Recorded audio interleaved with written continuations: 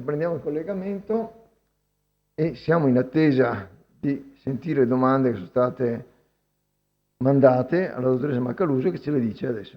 Allora, da Rovigo ringraziano il professore per la parte introduttiva e anche loro ritengono che le esperienze laboratoriali sono effettivamente importanti e alcune cose si possono realizzare anche con mezzi che Fortuna. hanno, sì, e con l'utilizzo purché senza l'utilizzo di sostanze pericolose. Certo. Poi da Treviso dicono i docenti della sede di Treviso sono un po' perplessi e si domandano come potrebbe essere trattato un argomento così particolare e complesso in una classe prima in cui normalmente si affronta lo studio della cellula. Bene, questo vale la pena di...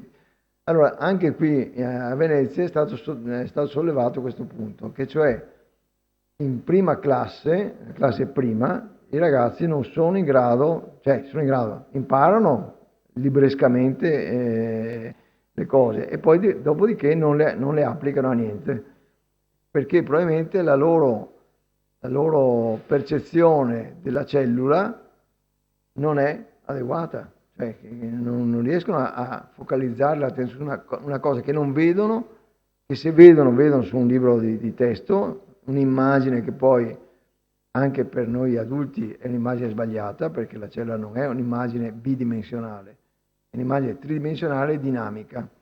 Quindi fargli arrivare questo è una cosa che ha le sue difficoltà, anche avendo dei filmati, anche avendo le cose. Anzi, devo dire che da insegnante di biologia e anche da passato, insomma, chi ha lavorato nel settore, molte delle idee che il ricercatore si fa rispetto a quello che è il fenomeno, le fa a partire dai libri, da quello che ha studiato. E prima di convincersi che non è così perché la realtà è molto più complicata e dinamica, ci vuole del tempo, figurarsi i bambini della prima classe. Allora si diceva che io non voglio gettare pietroni nello stagno e creare degli tsunami tra insegnanti, ma il fatto che si potesse partire dalla conoscenza dell'anatomia e di quel poco di fisiologia che si fa prima e poi passare successivamente alla comprensione che gli organi sono fatti di tessuti, che i tessuti sono fatti di cellule e quindi riportare tutto al funzionamento delle cellule facendo una revisione in senso diverso, in senso contrario a quello che si fa oggi, forse potrebbe essere più produttivo. Certo che se uno è obbligato a fare questo percorso è ovvio che la morte cellulare può darsi che nessuno studente si chieda perché la cellula muore, ma se fate un'esperienza in cui prendete le cellule, le alghe verdi e gli buttate dentro un po' di varechina, muore tutto e cosa succede? Potete chiedere perché muoiono, perché avete buttato un veleno. Perché il veleno? Cosa fa il veleno? Allora qua bisogna capire che cosa rispondere. In questo caso potrebbe essere che ha spaccato le membrane, per dire, no? Perché la varechina è in grado di rompere le membrane delle cellule vegetali e delle alghe, ma potrebbe essere qualsiasi altra cosa. Quindi io capisco la difficoltà. D'altra parte, ripeto ancora una volta che queste cose specifiche non è detto che debbano essere per forza insegnate ai ragazzi, vengono date come una dotazione che l'insegnante può usare a suo giudizio, con i criteri che ritiene. Possono essere cose che magari lui pensa di poter approfondire in un modo o in un altro. Ripeto, noi non siamo, lo ripeto una volta ancora, non siamo in grado di insegnare a insegnare. Siamo in grado di fornire delle informazioni che riteniamo possano essere utili. Può darsi che non lo siano, ecco, perché questo è anche possibile, ma la logica che è stata seguita in questo caso era quella: la cellula è viva, si dimostra che le cellule sono vive, che funzionano e poi ovviamente bisogna chiedersi come muoiono. Allora non è necessario dirlo agli studenti, ma se qualche studente vi dice ma perché muoiono? Allora sapete che muoiono in generale, beh, ecco, si può dire questo, così come uno dice, ma perché, se uno dice, perché si muore? Si muore sempre, come si diceva prima qui, per mancanza di respiro. No, in realtà è il collasso cardiocircolatorio. Qualsiasi morte dell'uomo, qualsiasi morte è un collasso cardiocircolatorio. Che sia un incidente, che sia malattia, eccetera, eccetera, è sempre collasso cardiocircolatorio. Collasso cardiocircolatorio cosa vuol dire? Che si ferma la pompa. Si ferma la pompa, si ferma il circolo, noi sappiamo adesso deplezione di ATP e tutto il resto, necrosi. Perché non c'è più la possibilità non è una situazione transitoria e reversibile, è una situazione non transitoria e irreversibile. Quindi questo è qualcosa di analogo con la morte cellulare. Ovviamente bisogna riportare il discorso nei termini come possono essere capiti dai bambini. Ecco, certamente i bambini l'idea di morte è una cosa che per fortuna gli sta molto lontano, però non è detto che non me lo chiedano, perché ci sono per esempio dei casi purtroppo di ragazzini che muoiono in qualche classe o di malattia o di incidente, anche di recente ci sono i giornali, quindi non può spiegare queste cose, i ragazzi devono sapere, insomma, cioè possono voler sapere, ecco, quindi non è detto che debbano, cioè mettergli nella testa, mentre bisogna mettere nella testa che le cellule sono vive, che respirano, eccetera, eccetera, non è detto, non sono convinto che bisogna dirgli per forza perché muoiono le cellule, però dovete essere in grado di rispondere a una domanda anche complicata, insomma.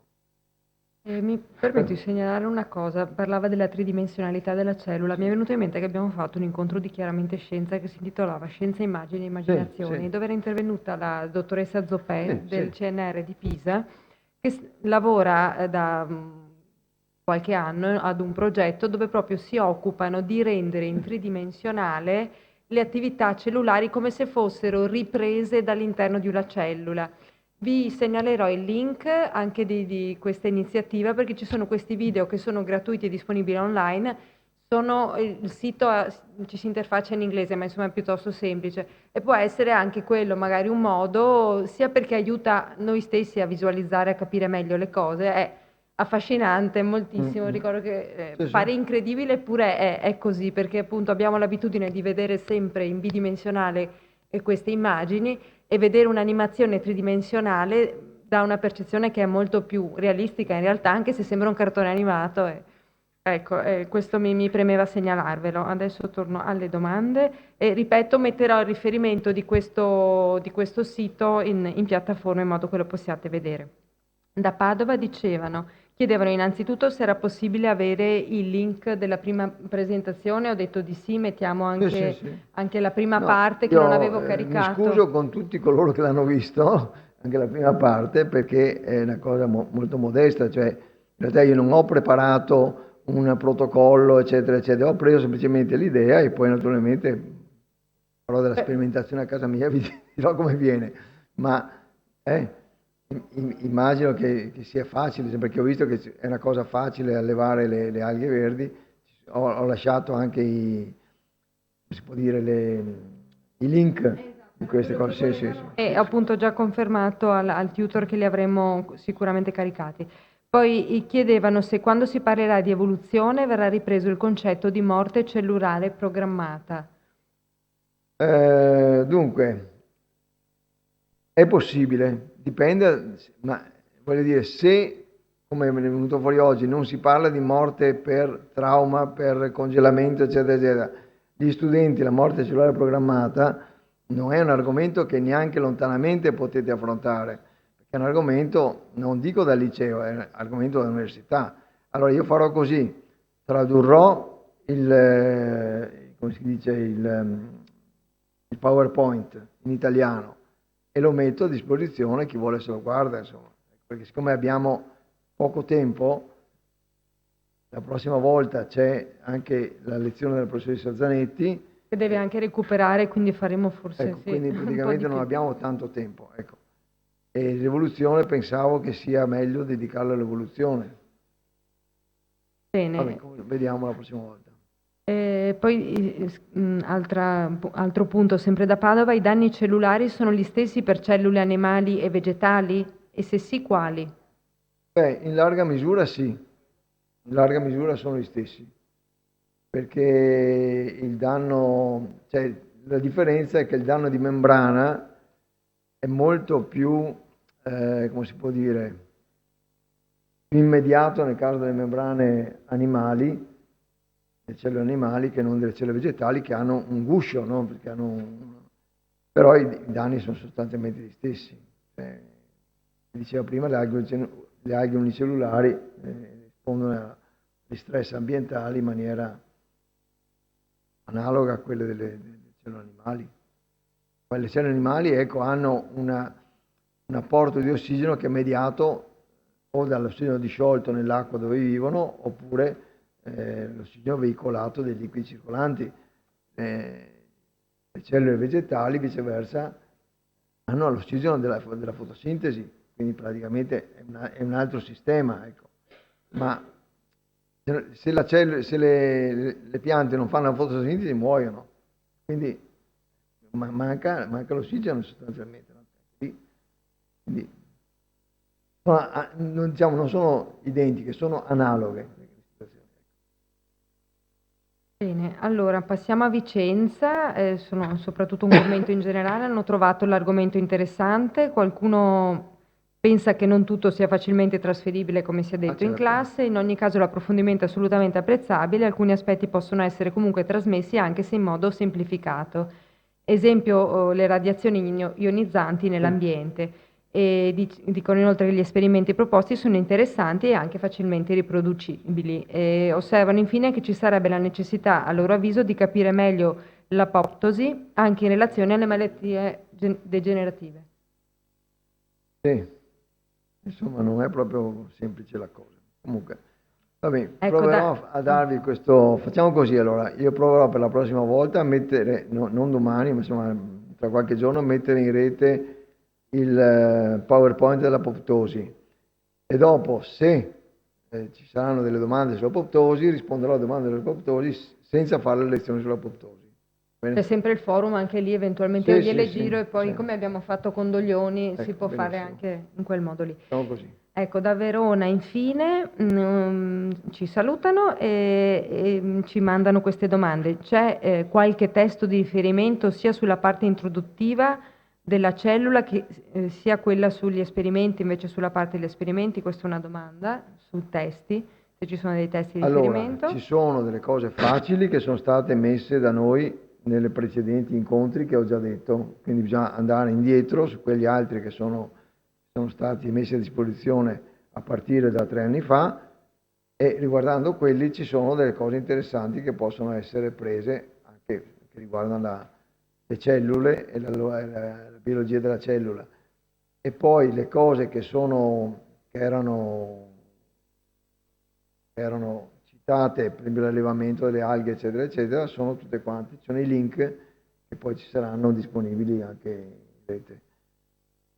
Un testo di biologia cellulare moderno, ma ce ne sono tanti, insomma. Non saprei neanche, sono testi universitari in generale, testi di biologia cellulare. O dentro un testo di istologia c'è anche la biologia cellulare, o un testo di biologia generale c'è anche un po' di biologia cellulare. Ecco, ricordo che i link alle edizioni precedenti del corso sono a fondo pagina del corso di quest'anno. E poi scrivono come può essere didatticamente accettabile far vedere la cellula ai ragazzi e poi far capire che in realtà gli atomi sono, immagino, ancora più piccoli, formano ogni cosa e anche la cellula, paragonando forse alla formazione degli organi, era una proposta.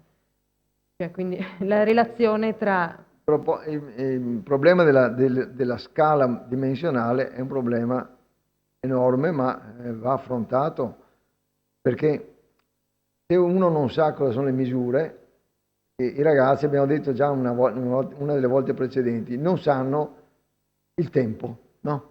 Non hanno il concetto, tant'è vero che io ho detto che non si può insegnare l'evoluzione se non in terza, perché loro non hanno il senso del tempo. E non è casuale che i bambini, quando sono bambini e ragazzini, per loro 5 minuti, 10 minuti, è tutto lo stesso, un'ora, sì, un'ora di scuola, ma non hanno il senso del tempo. E allora bisogna educarli al tempo. Educarli al tempo. Allora, una cosa che ho provato, io personalmente con i miei nipoti, mi dispiace citare queste cose, ma non avendo altro da fare, non facendo ricerca più, mi occupo di nipoti.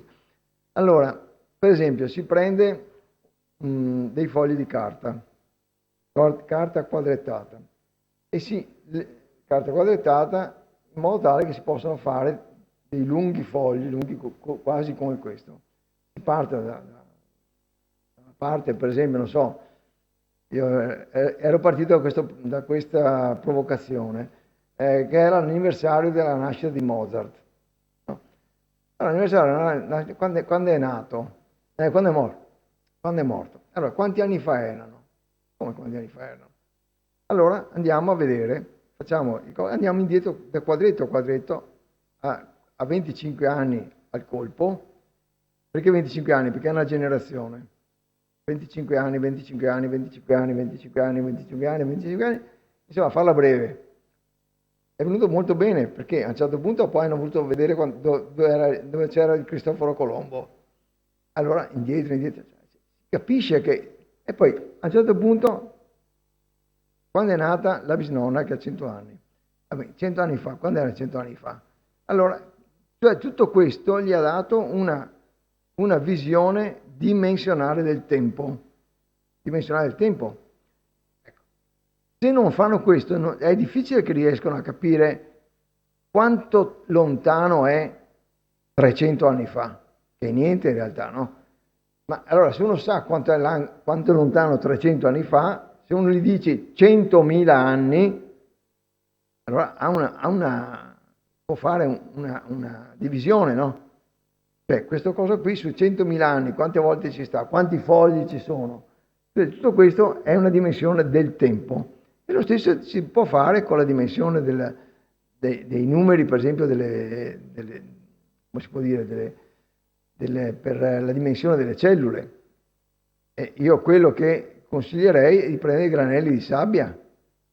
Granelli di sabbia per capire quanti granelli, cioè, è difficile contare così i granelli di sabbia, ma devono capire più o meno che è una cosa difficile contare il piccolo, molto difficile contare sul piccolo, e che quel piccolo in realtà non è un atomo, quel piccolo è un insieme anche cospicuo di atomi. Allora bisogna fargli la scala, cioè la dimensione di scala.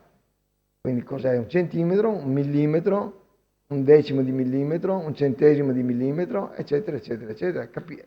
E situare su questa scala le dimensioni delle materie. Cioè, per esempio, le cellule stanno nella dimensione dei 10 micron, quindi dei 10 millesimi di millimetro. Questa è la dimensione più o meno delle cellule. Ma bisogna fare come si può dire, un'approssimazione ovviamente su cellule più piccole e cellule più grandi, ma questo aiuta a capire. Se non si capisce la dimensione è difficile poi ragionare in termini di molecole, di cellule e di altre cose. Poi ci sono delle macromolecole, ci sono macromolecole enormi, ma anche lì vanno messe sulla scala, vanno messe su questa scala visibile, secondo me. Questa è l'unica cosa che è in grado di... e farli fare a loro queste cose, la localizzazione dei punti sulla scala, perché così gli resta fisso perché l'hanno fatta loro, e farla fare come un gioco, insomma, perché tutto ciò che può essere considerato un gioco di solito viene tollerato. E quello che invece viene insegnato come una cosa da imparare, si alzano dei muri di cemento armato. Altro? No. No. Va bene, allora io non ci sono altre domande, io mi scuso per questa cosa che anche questa volta è venuta un po' zoppa, perché l'altra volta il professor Doglioni doveva scappare, questa volta invece professoressa Zanetti purtroppo è stata costretta a casa dall'influenza, speriamo che la prossima volta vada meglio. Insomma.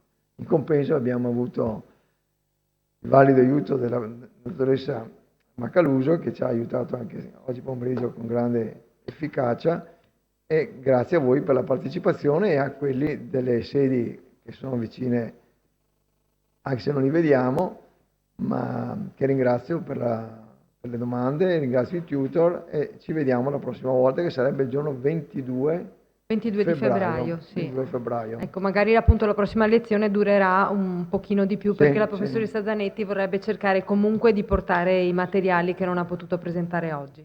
D'accordo? Va bene. Grazie a tutti e arrivederci. Grazie a tutti e buonasera.